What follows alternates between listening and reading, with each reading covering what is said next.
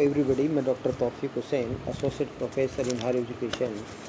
कल हम मराठास के विषय में चर्चा कर रहे थे और हमने चर्चा की थी कि किस प्रकार जो पेशवाज का जो उदय होता है और उस पेशवाज के काल में किस प्रकार मराठा शक्ति का उत्थान होता है। मराठा राज्य को मराठा संघ में परिवर्तित करने में पेशवाओं की क्या भूमिका थी, उसकी हमने चर्चा की थी।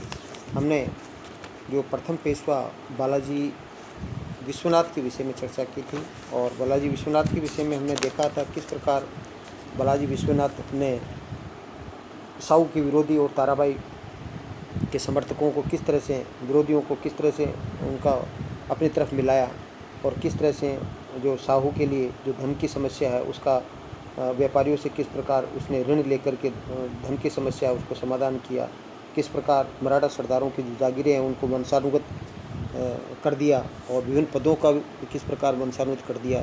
इसके अलावा हमने ये भी देखा कि किस प्रकार बालाजी विश्वनाथ के समय में मुग़ल मराठा संधि होती है और मुग़ल मराठा संधि 1719 में जो होती है और उसके द्वारा किस प्रकार मराठों को दक्षिण के अंदर 6 सूबों के अंदर चौथ और सरदेश मुक्ति वसूल करने का अधिकार प्राप्त हो जाता है और जो शिवाजी के जो राजे थे उन पर मराठों का अधिकार स्वीकार कर लिया जाता है। और इसके साथ साथ किस प्रकार जो साहू की माँ थी जिसको कैद कर लिया गया था साहू के साथ, उसको कैद से मुक्त करने का जो प्रावधान है वो किया गया था। इस प्रकार एक महत्वपूर्ण उपलब्धि थी मुग़ल मराठा संधि 1719 जिसमें बालाजी विश्वनाथ की महत्वपूर्ण भूमिका थी।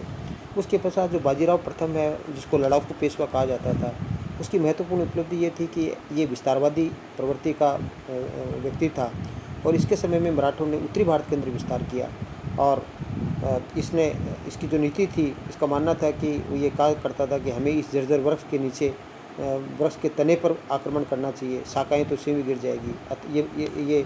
ये शब्द है वो बाजीराव प्रथम है वो मुग़लों के लिए कहता था। तो इस तरह से इसने क्या है कि गुजरात और मालवा के जो प्रांत है इसने उस पर मराठों का अधिकार किया इसके शासनकाल में और इसके शासनकाल में पुर्तगालियों से है वो सालसेट और बेसिन है को जीता जो मराठों के अधिकार के अंदर आ गया। तो इस प्रकार इसने हैदराबाद के जिसमें दक्कन के जो निज़ाम है, निज़ामुल मुल्क है, उसके साथ किस प्रकार पालखेड़ा और भोपाल का युद्ध के द्वारा किस प्रकार है जो मालवा और गुजरात के अधिकार को है वो स्वीकार किया और साहू को छत्रपति स्वीकार कर लिया गया और किस प्रकार चौथ और सरदेश मुखी को अधिकार है वो स्वीकार कर लिया गया। और इस प्रकार इसके शासनकाल में मराठों का जो साम्राज्य विस्तार होता है, उसके बाद में बालाजी बाजीराव वो बनता है जिसके बारे में हमने चर्चा की थी और इसके विषय में हमने ये देखा था कि इसने अपने पिता जो पिता थे उसकी नीति को वो जारी रखा और इसके समय में भी एक राजधानी है वो सतारा से पूना लाई जाती है और इसके समय में एक महत्वपूर्ण कार्य हमने चर्चा की थी, संगोला समझौता होता है 1750 में और इसमें किस प्रकार है वो उस समय का जो छत्रपति है राम राजा है वो किस तरह से अपनी समस्त जो शक्तियाँ हैं वो पेशवा को स्थानांतरित कर देता है और इसके पश्चात है, इस संगोला समझौते के पश्चात है वो मराठा राज्य का अध्यक्ष है वो कौन बन जाता है, मराठा राज्य का जो अध्यक्ष है वो पेशवा बन जाता है और वास्तविक शक्ति है वो पेशवा के पास है, छत्रपति के साथ पेशवा के पास आ जाती है।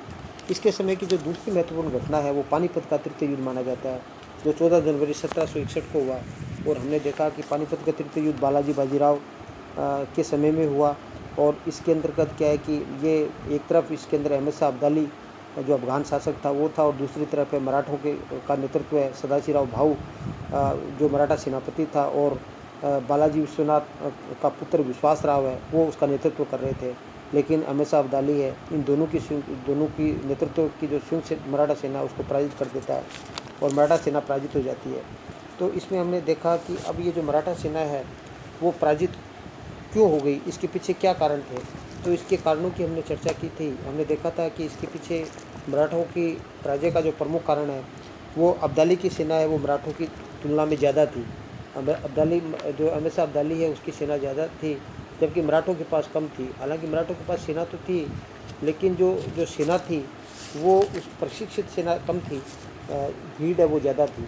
तो एक तो इसका कारण ये था कि एक मराठों के पास है वो सेना की कमी थी। दूसरी क्या थी कि सदाशिवराव भाऊ की तुलना में अहमद शाह अब्दाली थोड़ा श्रेष्ठ सेनानायक था और मराठों ने अपनी कूटनीति के द्वारा दिल्ली से उनका संपर्क टूट गया था, जिससे रसद वगैरह अनाज वगैरह की कमी हो गई थी। मराठा भूखे मरने लग गए थे। मतलब युद्ध टेक्टिक्स है वो अब्दाली की ज़्यादा अच्छी थी। मराठों की तुलना में अब्दाली के हथियार भी श्रेष्ठ थे। मराठों के पास भाले तलवारें थी, जो जबकि अब्दाली के पास है वो बंदूकें थी और बंदूकों का सामना भाले तलवारें नहीं कर सकती थी। अब्दाली की सेना अधिक अनुशासित और संगठित थी, जबकि मराठों की सेना नहीं थी। मराठों के पास युद्ध के दौरान रसद, जैसे मैंने बताया कि युद्ध की भयंकर कमी आ गई थी और कई कारण ये थे कि अब्दाली ने भारतीय मुसलमानों का पूर्ण समर्थन प्राप्त किया, क्योंकि जो मुग़ल शासक है वो मराठों से वो परेशान थे, लूटमार करते रहते थे और जबकि मराठों को हिंदू शासकों का कोई सहयोग नहीं मिला। मराठों को राजपूत, जाटों और सिखों का भी सहयोग नहीं मिला। ये तटस्थ रहे, क्योंकि ये भी मराठों की लूटमार की नीति से वो परेशान थे। तो ये जो कुछ कारण थे, दोस्तपूर्ण जो सैन्य व्यवस्था थी, अब्दाली की प्रशिक्षित सेना नहीं थी, मराठों की जो छापामार युद्ध नीति है, मराठे जो करते थे वो नीति है वो समतल मैदान के अंदर कामयाब नहीं थी। वो एक प्रकार से पहाड़ी स्थानों पर ही कामयाब हो सकती थी और मराठों को यही युद्ध नीति आती थी। समतल मैदान में लड़ने की उनका प्रशिक्षण उनके पास नहीं था।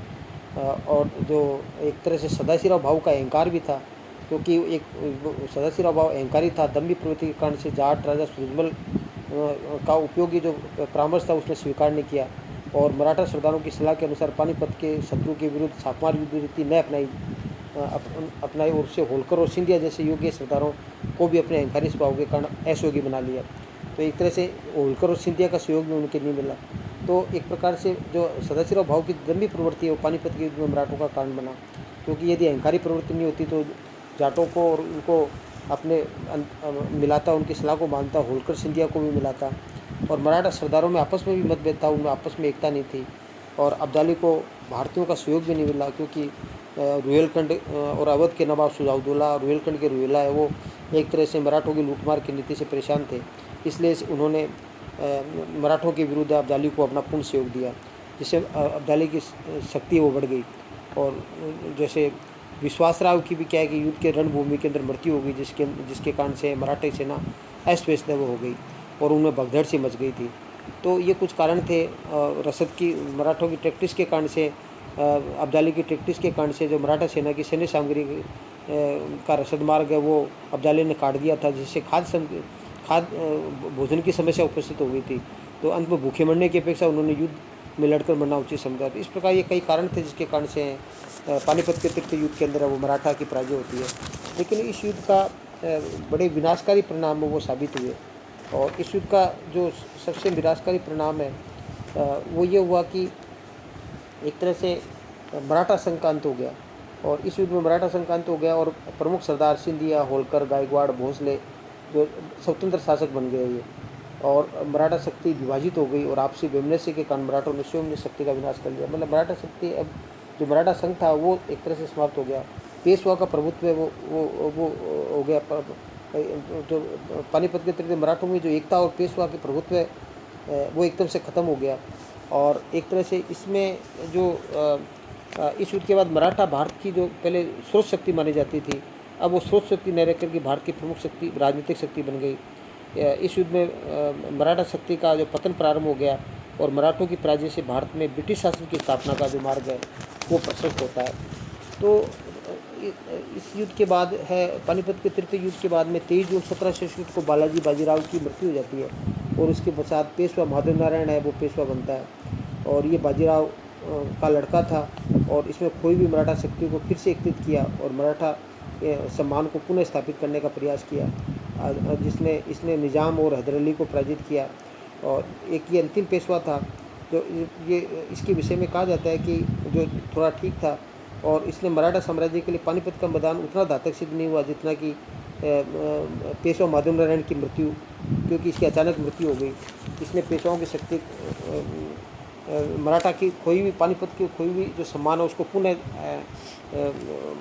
स्थापित करने का प्रयास किया। उसके पश्चात पेशवा नारायण राय बनता है और ये माधव राय का छोटा भाई था जो और इसके पश्चात जो क्या है कि रघुनाथ राव राघोबा वो बनता है कुछ समय के लिए, क्योंकि ये नारायण राय का चाचा था और इसने नारायण राय की हत्या कर दी और स्वयं पेशवा बनना चाहता था। और रघुनाथ राय अंग्रेज़ों की शरण में चला जाता है ऐसी स्थिति में। और प्रथम आंग्ल मराठा युद्ध है वो होता है। इसके पश्चात पेशवा माधव नारायण सेकंड है वो पेशवा बनता है। पेशवा नारायण राय की हत्या के बाद उसकी विधवा गंगाबाई ने 1774 में एक पुत्र को जन्म दिया जो माधव नारायण के सेकंड के नाम से वो पेशवा वो बनता है।